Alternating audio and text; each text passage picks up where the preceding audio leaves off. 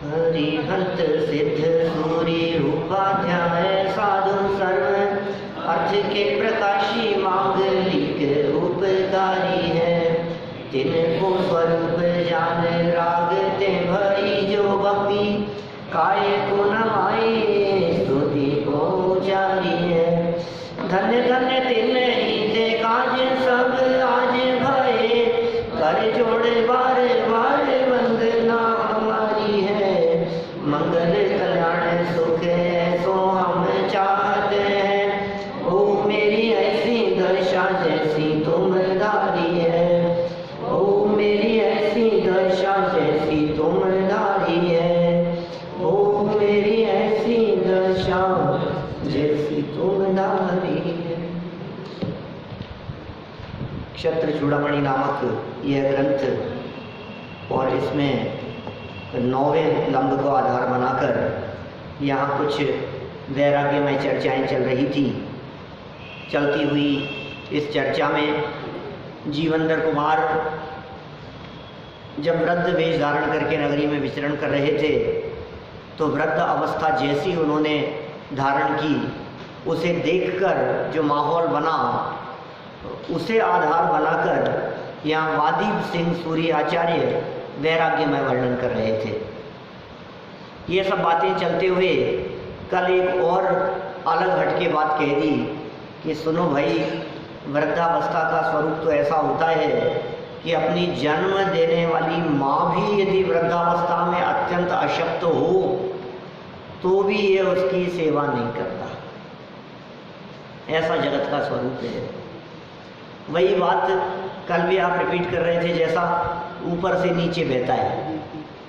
अब सर्पनी काल है ना, डाउन चल रहा है, नीचे की तरफ चल रहा है ये काल। तो इस काल में मुख्य रूप से ऐसा देखा जाता है कि ऊपर वाले जो लोग हैं उनकी प्रीति अपनापन नीचे वालों के प्रति होता है। उनका अपनापन अपने नीचे वालों के प्रति होता है। उनका अपनापन बोले उनके नीचे वाले माने अपने बच्चे, परिवार वाले। दादाजी का अपनापन पिताजी के साथ था, अपने साथ हो सकता है। पिताजी का अपनापन अपने साथ होगा, अपना पिताजी के साथ या पिताजी का दादाजी के साथ, वो बात नहीं है। कम होता जाता है, ऊपर कम है, नीचे ज़्यादा है। माने आपको यदि 2 ऑप्शन मिले संभालने के तो आप ऊपर वाले को नहीं संभालेंगे, नीचे वाले को संभालेंगे। आपका क्या है? आप तो समझदार हो, ये छोटा सा बच्चा है। ऐसा होता है। बिल्कुल बिल्कुल, हर चीज़ में ऐसा ही है।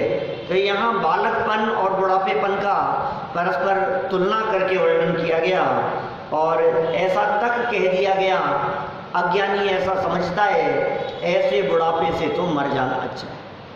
अज्ञानी ऐसा समझता है। अब देखिए वृद्ध वेशधारी जीवंदर कुमार का नगर में भ्रमण। अब देखें आगे और क्या बात कह रहे हैं। इत्याद्यूहं च हास्यं च जनयन् प्राज्ञ बालयो अगारं सुरमंजर्याः वर्षीयान् पुनरासदत्। बुद्धिमान और बालकों के इस प्रकार विचार और हास्य को उत्पन्न करता हुआ यह बूढ़ा फिर सुरमंजरी के घर पहुंचा। क्या क्या कहा? ये जो विचार उत्पन्न हुए थे, जो पीछे कहे थे, ये विचार 2 तरह के लोगों के कहे। एक तो बुद्धिमान लोग और बालकों जैसी उनकी दशा, इसका वर्णन किया। फिर कहा इस प्रकार विचार और हास्य उत्पन्न करने वाला। देखो कभी कभी उस वृद्धावस्था को देखकर अचानक किसी व्यक्ति को हंसी भी आ जाए, ये कैसा स्वरूप है। जैसे अष्टावक्र के शरीर को देखकर हंसी आने जैसी दशा दिखती थी ना। अब शरीर ही टेढ़ा मेढ़ा ऊट पटांग दिख रहा है, कमर ऐसी झुकी हुई है, हालत इस तरह की दिख रही है, तो उसे देख करके बोले वो हास्य उत्पन्न हो रहा था। अनेक लोग हास्य उत्पन्न कर रहे हैं और बुद्धिमान लोग विचार कर रहे हैं, ऐसा भी लगा सकते हैं। 2 तरह की बातें हो गई यहाँ। वापस पढ़ो इस सरलार्थ को, सरलार्थ को नहीं, अन्वयार्थ को। बुद्धिमान और बालकों के क्या शब्द दिए भैया? 2 शब्द दिए, पहला बुद्धिमान, दूसरा बालक। फिर कहा इस प्रकार विचार और हास्य, बुद्धिमान तो विचार करते हैं और बालक हास्य करते हैं। 2 बातें हुई। उसकी वृद्धावस्था को देखकर बुद्धिमान लोग तो विचार करने लगे और उसकी उस वृद्धावस्था रूप अवस्था को देखकर बालक लोग हंसी करने लगे। ऐसा 2 तरह के लोग हैं दुनिया में। तो वो व्यक्ति, वो जीवनधर कुमार सुरमंजरी के घर पहुंचा। देखिए सरल अर्थ, कुछ बात नहीं है। वह बूढ़ा ब्राह्मण नगर में भ्रमण करता हुआ बुद्धिमानों में पूर्वोक्त प्रकार से गंभीर विचार एवं बालकों में हास्य उत्पन्न करता हुआ कन्या सुरमंजरी के घर पहुंच जाता है। पूछे गए प्रश्न का वृद्ध द्वारा उत्तर देखो जरा। पृष्ठो दौवारिक स्त्रीभिराश्च फल मागते कुमारी तीर्थमात्मार्थं नर सत्यम सतां वच। द्वार की रक्षा करने वाली स्त्रियों से पूछे हुए प्रश्न का इस बूढ़े ने अपने आने के कारण को आत्मा के कल्याण के लिए कुमारी तीर्थ में स्नान करने के लिए आया हूं, इस प्रकार कहा। सज्जन पुरुषों का वचन झूठा नहीं होता है। सज्जन थे स्वयं, अब झूठ तो क्या कहते, लेकिन बात उन्होंने घुमा फिरा करके कह दी थोड़ी सी। कन्या सुरमंजरी के द्वारा द्वार पर नियुक्त स्त्रियों ने उस वृद्ध से प्रश्न किया, आप यहाँ पर क्यों आए हो? तब बूढ़े व्यक्ति ने प्रश्न के उत्तर में कहा, मैं कुमारी तीर्थ को प्राप्त करने आया हूँ। वास्तव में सज्जनों के वचन असत्य नहीं होते। वृद्ध व्यक्ति का उत्तर, मैं कुमारी तीर्थ को प्राप्त करने आया हूँ, इसका मूल मर्म तो स्त्रियों के कुछ समझ में नहीं आया, समझी नहीं कुछ। यही हमारे प्रश्न का उत्तर है, यह भी वे समझ नहीं पाई। वृद्ध वेशधारी जीवनधर कुमार का उत्तर तो सत्य और स्पष्ट है कि मैं कुमारी तीर्थ अर्थात कन्या सुरमंजरी को प्राप्त करने आया हूँ। सज्जन द्वारा चतुर लोगों की भाषा और भाव समझने की पात्रता हो तभी उनके वचनों का अर्थ समझ में आता है, अन्यथा नहीं। ये नीति जैसी बात कह दी इन्होंने कि सामने वाले व्यक्ति की भाषा और भाव आपको तभी समझ में आएगा जब आप थोड़े सज्जन और चतुर हो, नहीं तो आपको वो बात समझ में नहीं आएगी। वृद्ध के वचनों का स्त्रियों द्वारा उपहास। अहसन्नथ तद्वाक्यादंगना अभ्यसंगतात् अविवेकी जनानां ही सतां वाक्यमसंगतम्। इसके अनंतर द्वार की रक्षा करने वाली स्त्रियां भी असंबद्ध माने बेतुकी उसकी बात से हंस पड़ी। निश्चय से अविवेकी पुरुषों को सज्जन पुरुषों का वचन असंबद्ध वासित होता है। जो बुद्धिमान नहीं हो उनको लगता है यार ये पता नहीं क्या कह। जैसे आचार्य कुंद स्वामी के वचन है ना, अज्ञानियों को संबोधित करने वाले, कई बार प्रश्न कुछ करते हैं, जवाब कुछ और देते हैं। समय सार गाथा 73 की उत्थानिका में जैसी बात कही कि यह जीव किस विधि से आश्रमों से निवृत्त होता है, ये उत्थानिका में वचन लिखा। 73वीं गाथा की उत्थानिका में क्या लिखा वहाँ? यह जीव किस विधि से आश्रमों से निवृत्त होता है। जवाब क्या लिखा? मैं एक हूँ, मैं शुद्ध हूँ, मैं ममता रहित हूँ, मैं ज्ञान दर्शन से परिपूर्ण हूँ। क्या जवाब दे रहे? वो पूछ रहे कौन सी विधि से आश्रमों से निवृत्त होता है, ये जवाब दे रहे अहम एको खलु शुद्धो निम्ममो नाणदम सणस्मग्गु तब में थे लो तच्चित्तो तब सभे देखे हमने। समझ में नहीं आ रही है तो आप बोले यार ज्ञानियों की बात अज्ञानी जीवों को समझ में नहीं आती, उनकी भाषा समझ में नहीं आती। उनको लगती है यार ये बात चल क्या रही है और ये समझा क्या रहे हैं, पता ही नहीं चलता है क्या क्या है बात। सरल अर्थ वृद्ध व्यक्ति के उत्तर को असंबद्ध और अप्रकृत समझकर सुरमंजरी की द्वारपालिनी स्त्रियां उस वृद्ध व्यक्ति का उपहास करती हुई हंसने लगी, क्योंकि सज्जनों के वचन अविवेकी लोगों को असंगत लगते हैं। बोले यार ये उटपटांग बात कर रहे हैं, इनमें मतलब नहीं है, पता नहीं क्या बात कहना चाह रहे, कुछ समझ में नहीं आ रही इनकी बातें, क्या उटपटांग पूछा क्या था और बोल क्या रहे, हंसने लग गए, मजाक बनाने लग गए। कुमारी तीर्थ शब्द का सही और सरल अर्थ न समझकर वे किसी तीर्थ विशेष की कल्पना करने लगी। क्या उनको लगा कि हरिद्वार तीर्थ में स्नान करने के लिए यहाँ कहाँ आ गया है, गंगा स्नान करने की भावना रखने वाला यहाँ कहाँ आ गया, पुष्कर तीर्थ में स्नान करने वाला यहाँ कहाँ आ गया। ये जो हिंदुओं की जो तीर्थ हैं ये जगह जगह नदी नालों किनारे हैं, नहीं नदियों के किनारे, त्रिवेणी में स्नान करने के लिए चले जाएं वहाँ। अभी ये सोच रहे ये तीर्थ में स्नान करने आया हूँ, अब ये कुछ समझे नहीं, बोले ये तो कौन क्या पागल है, हंसने लग गई। इस कारण उन्हें हंसी आई, क्योंकि आसपास कोई कुमारी तीर्थ नाम का प्रसिद्ध स्थल ही नहीं था।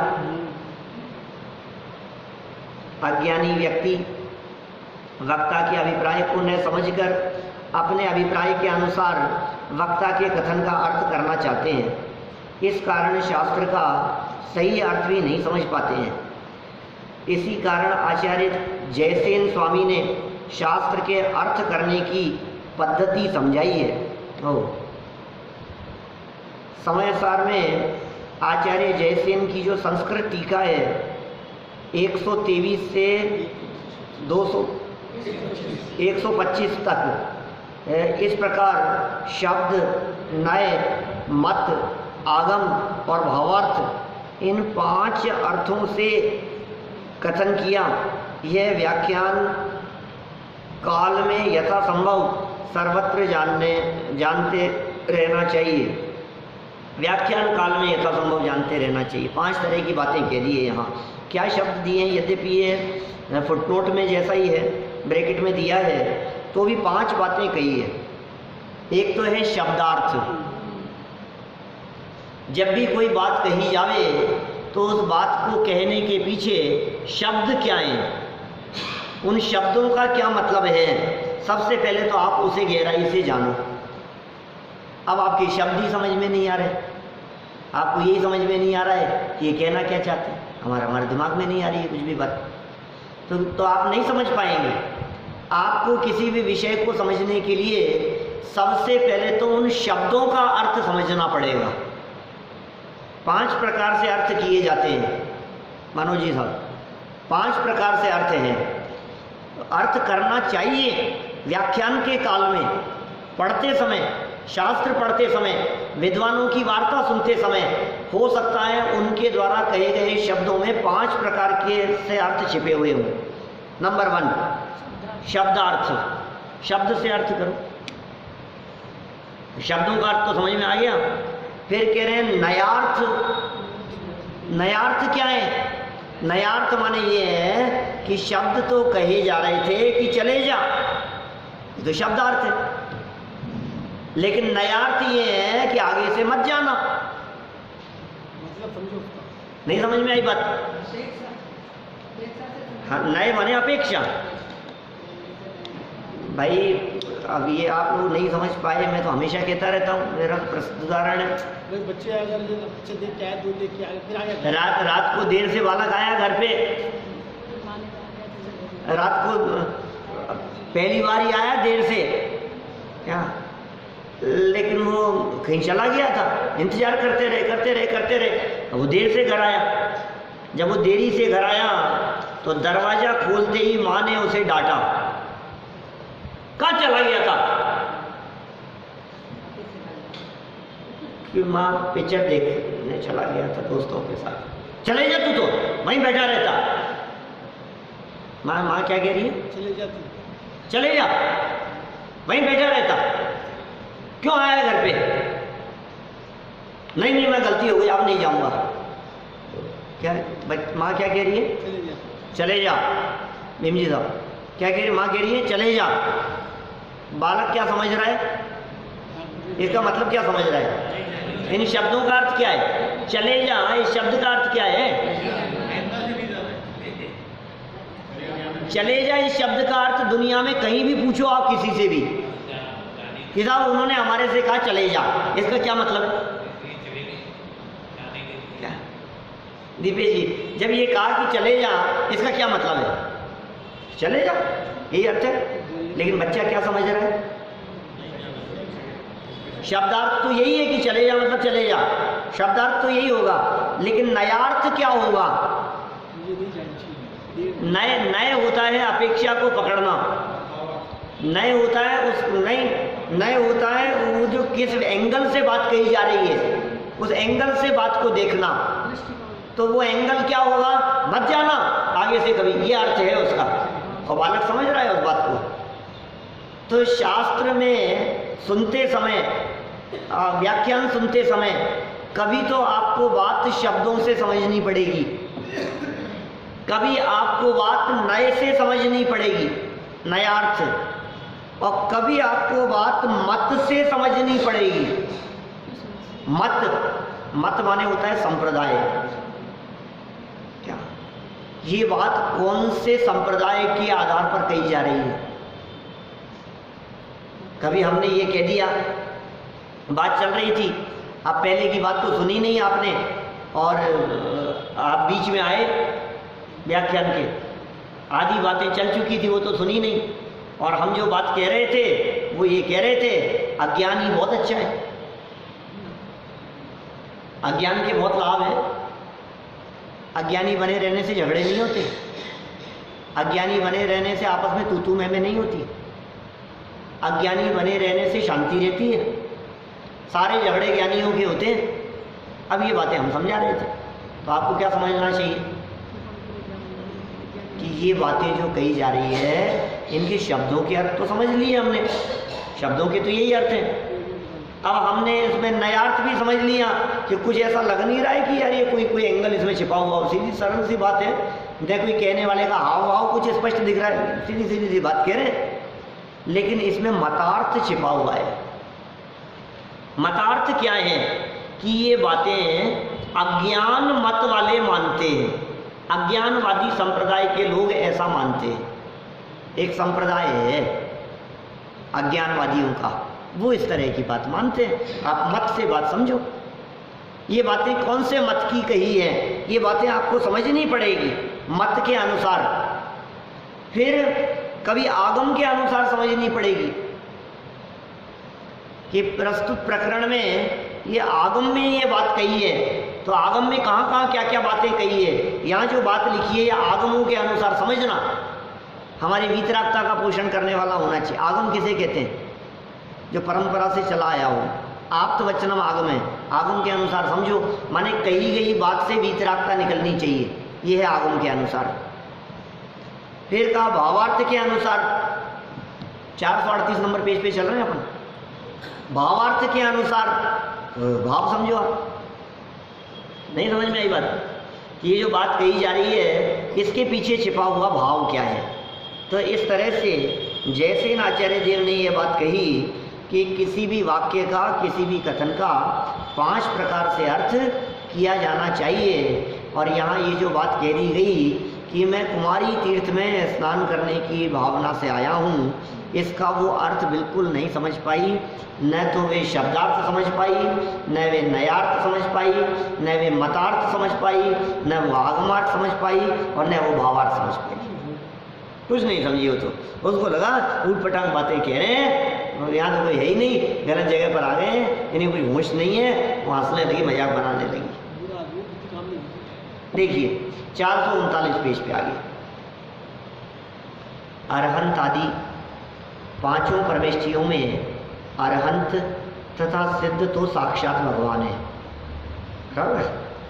आचार्य, उपाध्याय और साधु परमेष्ठी तो महापुरुष तथा सज्जन है। उनका परम सत्य कथन कि एक द्रव्य दूसरे द्रव्य का कुछ भी अच्छा बुरा नहीं कर सकता। बोलो, ये उनका परम सत्य कथन है। अज्ञानी को कैसा लगेगा ये सुन करके? पागल है यार, क्या कैसी बातें कह रहे। एक द्रव्य दूसरे द्रव्य का नहीं करता है। कितने काम किए हैं हमने दुनिया में, आपको पता है? मैं गाड़ी चला करके आया हूँ, मैं ये सब काम कर रहा हूँ, मैंने सामग्री धोई है, मैंने पूजन करी है, मैं बोलता हूँ, मैंने किताबें लगाई है, मैंने माइक लगाया है, मैं तो सब कुछ बोल रहा हूँ। अब ये कहता है कुछ होश नहीं है। अज्ञानी व्यक्ति को बात जचती नहीं। प्रत्येक आत्मा स्वभाव से अनादि अनंत और शुद्ध ही है, हर आत्मा। कर्म बलवान नहीं, आत्मा ही बलवान है। ये कौन कह रहा है? ज्ञानी कह रहे हैं, तीर्थंकरों द्वारा कही गई है, शास्त्रों में आचार्यों द्वारा लिखी गई है। हाँ, ये वास्तविक कथन है ये कर्म बलवान नहीं है, आत्मा उन कर्मों के अधीन स्वयं हुआ है। यदि वो चाहे तो कर्म को निर्जरित कर सकता है, कर्मों से मुक्त हो सकता है, मोक्ष की प्राप्ति कर सकता है। अब यदि ये कहे कि नहीं नहीं साहब कर्म ही बलवान है साहब, मैं क्या करूं साहब, कर्म का ही ऐसा उदय है, तो बोले तू संसार में रुलता ही रहेगा। जिसने कर्म को बलवान समझा वो संसार में रुलता रहेगा। ये कह रहे हैं सच्चा व्यवहार धर्म निश्चय धर्म के साथ ही होता है। पुण्य पाप तो कर्म है, वीतरागता धर्म है। ऐसे अति महत्वपूर्ण वचन भी अज्ञानियों को असंगत लगते हैं। अविवेकियों की महिमा का क्या कहना। अब ये सब बातें नीतिकारों द्वारा इधर उधर की बातें कही। अब देखिए सुरमंजरी के घर में वृद्ध का प्रवेश, ये तो घर में घुस गए। इनकी हिम्मत तो देखो, ये क्या प्लानिंग बना करके आए हैं, क्या वेश बना करके आए और क्या बातें कहते हुए ये उसके घर में प्रवेश कर रहे हैं। अरुद्ध कृपया ताभिर्गाहिष्ठ च तद्ग्रहं सर्वथा दग्ध बीजावा कुतो जीवन्ते निर्भृणः। उन स्त्रियों से कृपा करके नहीं रोका हुआ वह बूढ़ा सुरमंजरी के घर में चला गया। देखो द्वारपाल भी थी, लेकिन द्वारपाल भी स्त्रियां ही थी उसके यहाँ, क्योंकि उसने प्रतिज्ञा ले रखी थी कि किसी पुरुष का मुंह नहीं देखूंगी। तो घर में भी कोई पुरुष नहीं होना चाहिए। वो पुरुष मात्र के प्रति द्वेष रखने वाली और वो दरवाजे पर खड़ी की हुई उसकी जो द्वारपाल स्त्रियां थी, उनसे भी ये रुके नहीं और घर में चले गए। निश्चय से जले हुए बीज की तरह आभा वाले सर्वथा दया रहित जीव कैसे जी सकते हैं। वृद्ध की दशा पर दया करके द्वारपालिनी स्त्रियों ने उसे भीतर जाने से नहीं रोका। अब दया आ गई उसकी दशा देखकर, क्या करें। तब वह सुरमंजरी के घर के भीतर चला गया, क्योंकि सर्वथा दया रहित व्यक्ति कुछ कार्य नहीं कर सकते। जिस प्रकार की जले हुए बीज से अंकुर उत्पन्न नहीं हो सकता। माने उन्होंने सोचा कि यार ये बूढ़ा, ये असहाय, ये कोई चोरी नहीं कर सकता, ये कोई डाका नहीं डाल सकता, ये कोई गलत काम नहीं कर सकता, ये क्या कर लेगा, क्या बिगाड़ लेगा, है थोड़ा सा टल्ला मारे तो गिर जाएगा, इसमें क्या क्या है, इसमें दम क्या है। कोई बात नहीं, ये अंदर जाना चाह रहा है, इसे अंदर भेज दो। दिमाग नहीं लगाया तो उनसे जाने दिया उन्होंने। उसने जाने की भावना व्यक्त की, मैं अंदर चला गया। देखिए वृद्ध की, ये पढ़ लिया ना अपन ने सरल अर्थ, विशेषार्थ देखो। द्वारपालिनी स्त्रियों की को वृद्ध की दशा देखकर उस पर दया आ गई। अतः उन्होंने उसे सुरमंजरी के महल में जाने से नहीं रोका। जिस प्रकार जले हुए बीज से अंकुर उत्पन्न नहीं हो सकते, उसी प्रकार निर्दय व्यक्ति कुछ विशेष कार्य नहीं कर सकता। अतएव उन स्त्रियों ने उस वृद्ध पर दया कर अपने कर्तव्य का ही पालन किया है। माने कोई ये कहे ऐसा, जब उनको ये रोक दिया था यहाँ, तो फिर ये जाने क्यों दिया। तो ये कह रहे हैं उन्होंने अपने कर्तव्य का ही पालन किया है और कुछ नहीं। नौकरों की मनोदशा का चित्रण। अभ्यदो सुर मंजर्या सुंदर्य सभया इदम सभय स्नेह सामर्थ्या स्वाम्यधीना ही किंकरा। फिर द्वार रक्षक सुंदरियों ने भय सहित सुरमंजरी से ये सब बात कह दी। डर तो लगता ही है, वो डांटेगी, मालिक डांटेंगे। किंकर माने होता है नौकर। तो उन्होंने पहले जाकर के सारी बात कह दी। निश्चय से स्वामी के अधीन नौकर भय और स्नेह की सामर्थ्य वाले होते हैं, माने उनमें डर भी होता है और वो प्रेम भी रखते हैं। द्वारपालिनी स्त्रियों ने भयभीत होकर अपनी स्वामिनी सुरमंजरी के पास जाकर उस वृद्ध के महल में प्रवेश का वृत्तांत कहा, क्योंकि स्वामी के अधीन वृत्ति वाले नौकर अपने स्वामी से डरते हैं और उनसे स्नेह की भावना भी रखते हैं, उनकी कृपा बनी रहे अपने ऊपर, और डर भी लगता है।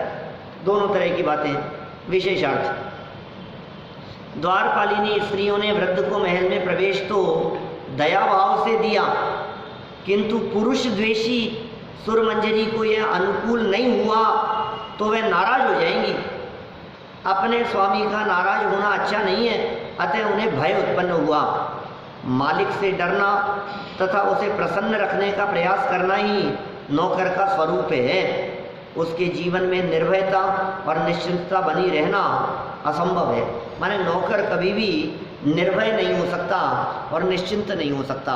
वो तो अपने मालिक को खुश करने के लिए कुछ भी करता ही रहता है, ऐसा ही चलता है। सुरमंजरी का भवितव्यतानुसार कार्य करना। अब ये भी क्या करे, प्रतिज्ञा तो इसने वर्षों से ले रखी है, लेकिन काम तो वही कर पाएगी ना जैसी भवितव्यता होगी। आप भी कितना भी सोच लो, आने दो आज तो उसकी खैर नहीं है, और फिर जब वो आता है तो आप गुस्सा नहीं कर पाते। काम तो भवितव्यता के अनुसार ही होगा। आप कितनी भी प्लानिंग बना लेवें, किसी को कष्ट देने की, किसी को पीटने की, किसी को नाराज करने की, किसी को दुखी करने की, किसी को प्रसन्न करने की, लेकिन काम तो भवितव्यता के अनुसार होगा, आपके अनुसार नहीं होगा। होनहार बलवान है, होनी को टाला नहीं जा सकता है। जो जो देखी बीतराग ने सो सो होसी वीरा रे, बिन देखियो होसी नहीं क्यों ही काहे होत अधीरा रे। जो उन्होंने नहीं देखा है वो कुछ भी नहीं होगा, जो जो देखा है उन्होंने वही होने वाला है। अब देखें जरा भवितव्यता की क्या बात कहते हैं। पुरुष द्वेषिणी सापी वर्षीयांसम नशामयत भवितव्यानुकूलम ही सकलम कर्म देहिनाम। पुरुषों से द्वेष करने वाली उस सुरमंजरी ने भी उस बूढ़े को बिठा लिया। हालत ऐसी दिख रही थी ना उसकी, क्या तो दया आ गई उसको, हाँ उसको बिठा लिया। निश्चय से जीवों के संपूर्ण कार्य होनहार के अनुसार ही हुआ करते हैं। ये नीतिकार कह रहे, देखो गलत ट्रेन पकड़ लेता है व्यक्ति, कोई दुर्घटना घटनी हो तो, दुर्घटना से बचना हो तो गलत बस में बैठ जाता है। आगे जाकर के वो बस खाई में गिरने वाली थी, इनको पता ही नहीं था, ये गलती से चढ़ गए, फिर बाद में रोकते रहे, इतने में जो जिसमें जाना था वो निकल गई। अब ये अब क्या करें बोलो।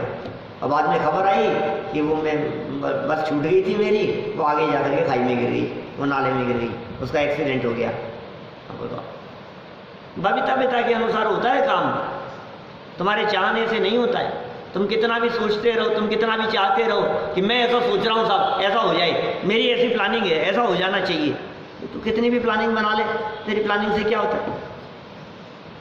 वस्तु के परिणमन में किसी की प्लानिंग नहीं चलती।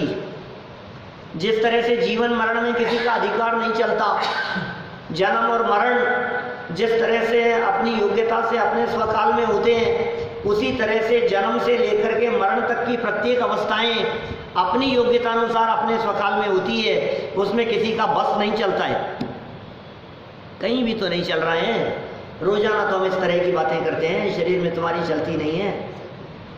अंदर में शरीर में कैंसर के परमाणु बढ़ रहे हैं, बोलो अब किसको पता है किसके शरीर में चल रहा है?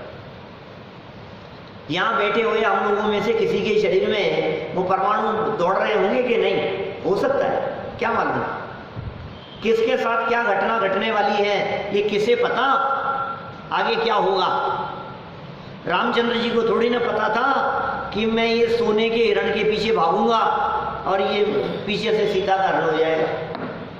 लक्ष्मण तो इतनी सुरक्षा करके गए थे, रेखा खींच करके कि कोई अंदर नहीं आ सकता है, तुम सुरक्षित हो, चिंता मत करो। लक्ष्मण रेखा खींच करके चले गए, और फिर क्या हुआ? अपहरण होना था, वो सीता ही बाहर आ गई। क्या करोगे आप? तादृशी जायते बुद्धि यादृशी भवितव्यता। जैसी होनहार हो बुद्धि भी उसी प्रकार की हो जाती है। रावण को थोड़ी ना पता था कि जंगल में घूमने वाला एक साधारण सा मानव जिसकी पत्नी को मैंने उठा लिया है, ये मेरे पूरे कुल का नाश कर देगा। उसे थोड़ी ना पता था। वो तो इस अभिमान में था, ये क्या कर लेगा यार, ये साधारण सा आदमी।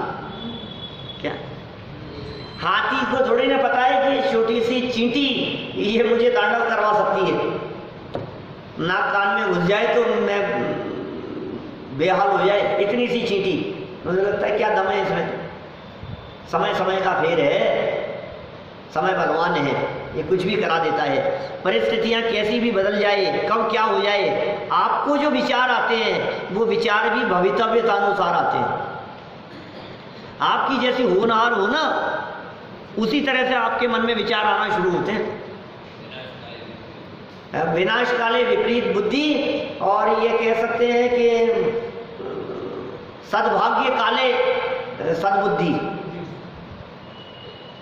ऐसा भी तो है, हर जगह विनाश का ही काल हो और विपरीत बुद्धि हो, ऐसा थोड़ी ना। कभी कभी आपका सद्भाग्य जागृत होने का काल आवे तो आपको सद्बुद्धि जग जाती है। और क्या है, अरे साहब मेरे को सद्बुद्धि जग गई, इसलिए मैंने सही समय पे पैसे निकाल लिए वहां से। अब कहते हैं सद्भाग्य काले सद्बुद्धि। और बाद में मेरे निकालते ही क्या हुआ कि वो कंपनी भाग गई, मतलब पैसे डूब गए। तो क्या हुआ कि तेरे जो अंदर से ये विचार आया कि मुझे यहाँ से अपना पैसा अब निकाल लेना चाहिए।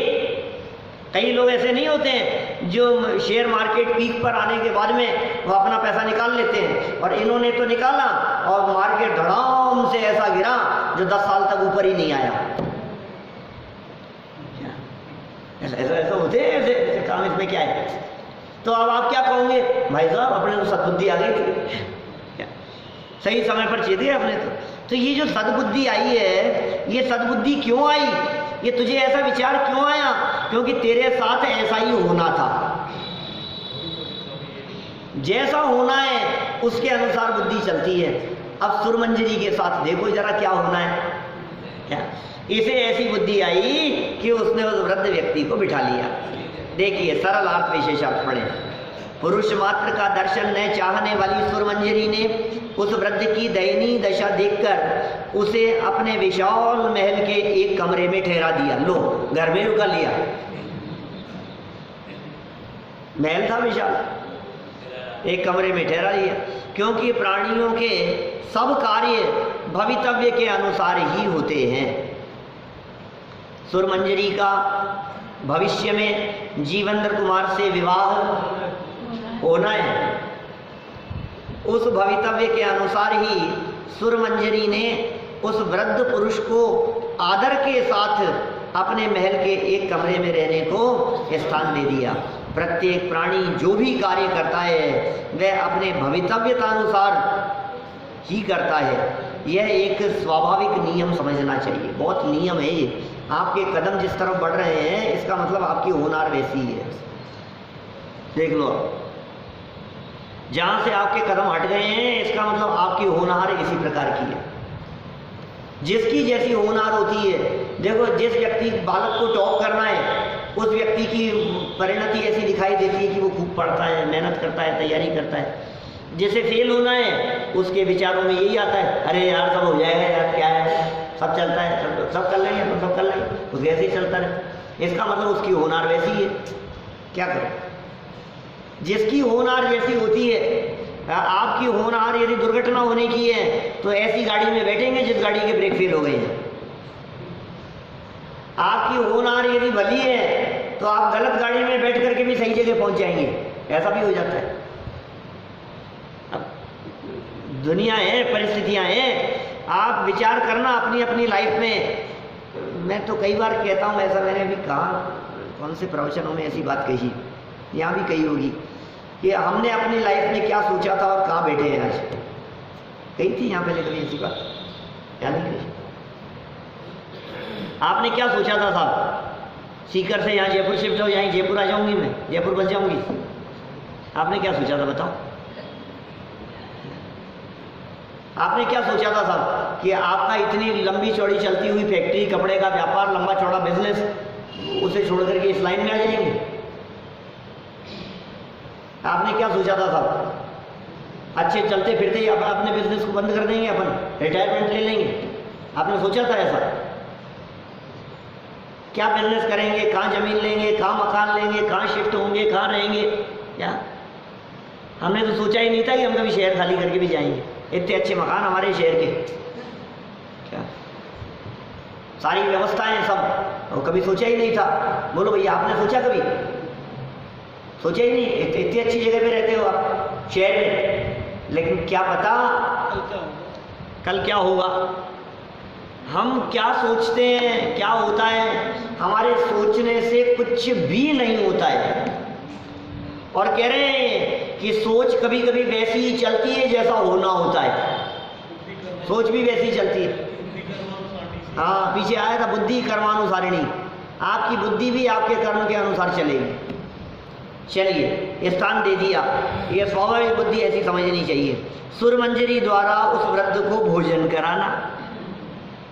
अभी तो घर में रुकवा लिया, अब भोजन करा रही हैं। अभी तो सब, अब क्या होगा, ये कहानी तो आगे चल रही है। वो वृद्ध अपने वृद्धत्व को छोड़कर असली रूप में कब आएगा? कुछ तो घटना घटेगी, कुछ तो होगा। ऐसे तो धोखा उसके समझ में आ जाए तो वो और ज़्यादा चिढ़ जाएगी। तो अच्छा किया मैंने इतने लंबे समय तक देखा नहीं। ऐसा उल्टा भी तो हो सकता है। देखें जरा, बुभुक्षितं तमालक्ष्य भोजयामास सासती अंतस्तत्वस्य याथात्म्ये नहीं वेशो नियामक है। उस श्रेष्ठ कन्या ने उस बूढ़े को भूखा समझकर भोजन कराया। बूढ़ा भी समझ लिया, भूखा भी समझ लिया और भोजन भी कराया। फिर क्या हुआ? निश्चय से बाहरी वेश भीतरी अंदर स्वरूप के यथार्थता को जताने वाला नहीं होता। आप कहते हैं ना, इस चेहरे को मत देखो, इस चेहरे ने लाखों को लूटा। ये जो चेहरा है ना, ये पता नहीं क्या बोली सूरत और दिल के खोटे। दुनिया का पता नहीं क्या है, किसके चेहरे के पीछे कौन सा मुखोटा पहन करके भीतर में क्या चेहरा छिपा हुआ है। कहते हैं बेनकाब कर दिया। बेनकाब कर दिया मतलब क्या है? उजागर कर दिया। इसका मतलब ऊपर कुछ दूसरा चेहरा दिख रहा था और अंदर कुछ और चेहरा था। ऐसा होता है ना। तो आप चेहरा देख करके नहीं पहचान सकते। आप जितने आतंकवादी लोग दिखते हैं, जितने क्रिमिनल लोग दिखते हैं, आप यदि उनके पास में भी बैठे हुए हो तो आप चेहरे से पहचान नहीं सकते। आपको ऐसे लगेंगे बहुत सज्जन सरल है, बहुत अच्छे। आपके घर में आकर के नौकरी करने लग जाए, बोले आपकी दुकान में आकर के नौकरी करने लग जाए और आप पहचान नहीं पाओ। ऐसा ही स्वरूप है। तभी तो साधारण से दिखने वाले लोग, जितने फोटोएं छपती है कभी कभी, समझ लो आप, उनके चेहरे पर ऐसा, चेहरे से ऐसा लगता है कि यार ये ऐसा अपराधी होगा, नहीं लगता है। तो ये भी चेहरे से नहीं पहचान पाई। चेहरे से तो वृद्धावस्था दिख रही थी, शिथिलता दिख रही थी, असहाय बेचारे नजर आ रहे थे। उनको भोजन कराया, घर में ठहराया और उनके प्रति दया का परिणाम रखा। सरल अर्थ, दया पात्र उस वृद्ध व्यक्ति को बूढ़ा जानकर सुरमंजरी ने उसे भरपेट भोजन कराया, क्योंकि बाहरी वेश से भीतर के भावों का परिज्ञान नहीं हो सकता। कपड़ों से पता नहीं लगता है। यद्यपि वे वृद्ध व्यक्ति जीवनधर कुमार हैं, पर वृद्ध वेश के कारण सब लोग उसे भ्रांतिवश वृद्ध ही समझ रहे हैं, करते भी क्या, मात्र वेश से भावों का पता नहीं चल पाता है। भाषा, भोजन और भ्रमण के परिवर्तन से भाव बदलेंगे, ऐसा निर्णय नहीं करना चाहिए। जैसे द्रव्यलिंगी मुनि अवस्था में योग्य, हित, मित, प्रिय भाषा बोलते हो, अनेक दोष और अंतराय टालकर शुद्ध आहार लेते हो तथा सभी प्रकार के वाहनों का परित्याग कर पैदल ही भ्रमण करते हो, तथापि मिथ्यात्व तथा तीन कषाय चौकड़ी के अभाव पूर्वक होने वाली वीतरागता प्रकट न हुई हो तो मुनि योग्य गुणस्थान न होने से मुनि बने का अभावी है। मुनि योग्य गुणस्थान नहीं है तो मुनि बनेगा अभावी है। बाहर में वेश दिख रहा है, जनागम भरा पड़ा है ऐसी चर्चाओं से। वेश यदि उत्कृष्ट ना हो तो 9वें ग्रेवेक तक कैसे जाए। छैड़ाला में 2 स्थान पर ऐसे प्रयोग किए। मुनि व्रत धार अनंत बार ग्रेवेक उपजायो, वे निज आत्म ज्ञान बिना सुख लेश न पायो। छैड़ाला की लाइनें हैं, कल छैड़ाला पढ़ेंगे अपन लोग। मुनिव्रत धार अनंत बार ग्रेवेक उपजायो, मुनि बना, अनंत बार बना, अनंत बार जन्म धारण करके और ग्रेवेकों तक चला गया। आपको मालूम है ग्रेवेकों तक जाने वाले व्यक्ति कौन से मुनि होते हैं? पीछी कमंडल वाले मुनि होते हैं। आचरण इतना उत्कृष्ट होता है कि उनके ऊपर कोई उंगली नहीं उठा सके, इतना उत्कृष्ट आचरण होता है उनका। फिर कहाँ गए? तभी तो 9वें ग्रेवेक तक गए हैं। लेकिन इतना होने के बावजूद भी आत्मज्ञान नहीं होने से लेश मात्र भी सच्चा सुख नहीं मिला। क्या करें? बोलो। भाषा, भोजन तथा भ्रमण बदल जाने से भाव नहीं बदलते। अतः स्पष्ट हुआ कि बाहरी वेश से भीतरी भावों का परिज्ञान नहीं होता। देखिए, भीतर माने अंदर के भाव बदलेंगे तो भाषा, भोजन और भ्रमण बदल ही जाएंगे। अब बहुत मार्मिक बात कहना चाह रहे हैं। ये कह रहे हैं अंदर से बाहर की व्याप्ति है। जिनके अंदर में निर्मलता होती है उनके बाहर में नियम से निर्मलता होगी, अंदर से बाहर। हाँ, जो व्यक्ति बाहर में निर्मल दिख रहे हैं वो अंदर भी हो ये कोई जरूरी नहीं है। बाहर से अंदर नहीं, बाहर देख करके आप अंदर की बात नहीं कर सकते हो। माने बाहरी पैकिंग देख करके आप माल का अनुमान नहीं लगा सकते हो। पैकिंग अच्छी है तो माल अच्छा होगा कि नहीं होगा कि क्या पता सब। अच्छा, माल अच्छा है तो अच्छी पैकिंग में मिलेगा क्या है? खोटी पैकिंग क्यों होगी उसकी? माल अच्छा है तो पैकिंग भी अच्छी होगी। तो क्या कह रही हैं? अंतर के भाव बदलेंगे तो भाषा, भोजन और भ्रमण ही बदल जाएंगे। यदि तीन कषाय चौकड़ी के अभाव पूर्वक वीतरागता आत्मा में प्रकट होगी तो निश्चित रूप से भाषा, भोजन और भ्रमण में परिवर्तन होगा ही। अतः तत्व ज्ञान के अभ्यास से भावों में परिवर्तन लाना चाहिए। साथ ही उचित बाह्य क्रियाओं का निषेध नहीं है, वे तो होंगी। इसका मतलब यहाँ शिक्षा दे रहे हैं, यहाँ सदुपदेश देते हुए कह रहे हैं कि भाई सुनो, आप अंदर से भाव बनाओ, भाव अच्छे होंगे तो आपकी बाहरी क्रियाएं भी अच्छी होगी। जिनके भाव अच्छे होते हैं उनकी क्रियाएं अच्छी होती हैं। इसलिए बाह्य प्रदर्शन की तुलना में अंतरंग परिणाम सुधारने पर हमें बल देना चाहिए। ये बात यहाँ तक हमें समझ में आई है। कहानी तो अभी चल ही रही है, थोड़ा फास्ट हम इसको आगे सोमवार को आगे बढ़ाएंगे और कल हम 6 डाला यहाँ चलाएंगे।